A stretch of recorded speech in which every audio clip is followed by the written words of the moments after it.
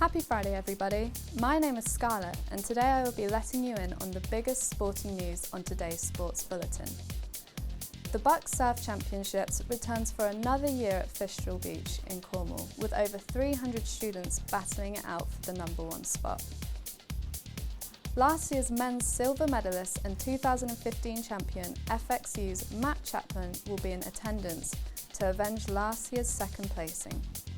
Also, last year's women's champion Flora Lawton will be travelling down from Bristol, hoping to retain her crown.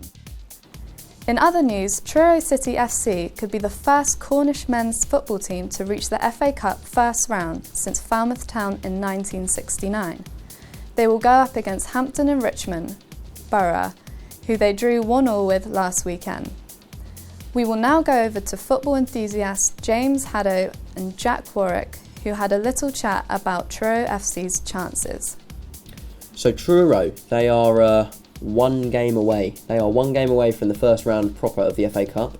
They need to beat Hampton and Richmond Borough, who, fun fact, the assistant manager is John Motson, the commentator. So it'd be good for them if they could do it. Last team to reach the first round proper final was Falmouth in 1969. That is a great fact. I know that they drew 1-1 away this Hampton team. Truro just drew 1-1 away at Hampton, yeah. And they've got an unbelievable unbeaten streak of something like 15 games, including like 13 draws or something ridiculous. This team is a specialist in draws. While Truro FC are performing well, Plymouth Argyle seem to be having less of a good time this season. They are currently at the bottom of League One and have had only one win and have let in 21 goals so far. We have to talk about the shambles that is Plymouth Argyle. We do. Poor Plymouth. Now, last season they had a great season. Obviously they got promoted. I think this season has shown their squad is a little thin, maybe. I mean, one win in 13 games isn't fantastic.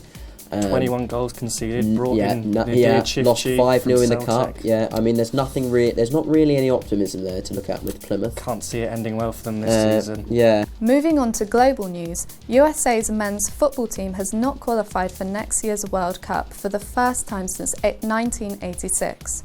Shockingly, the team lost to Trinidad and Tobago, who came out winners with a score of 2-1. Yet more misery, a different topic. It's just about time, isn't it? The United States, the men's national team. Now they've been knocked out. They've not qualified. Humiliated for the World Cup. is the word I would use. That is a great word. Trinidad and Tobago beat them, knocked them out, and 2-1.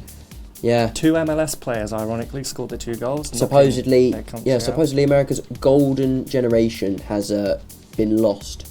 That those 2 good players that are in the squad will be very sad. But so I think it's a bit of hysteria. I think the US team will be all right. Bruce Arena needs to go though. He does. The whole board needs a revamp. Yeah, give it a revamp. They'll be fine. USA will be back. They'll be back.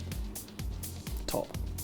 And finally, Ferrari celebrated their 70th anniversary yesterday, but not everybody at the team is celebrating.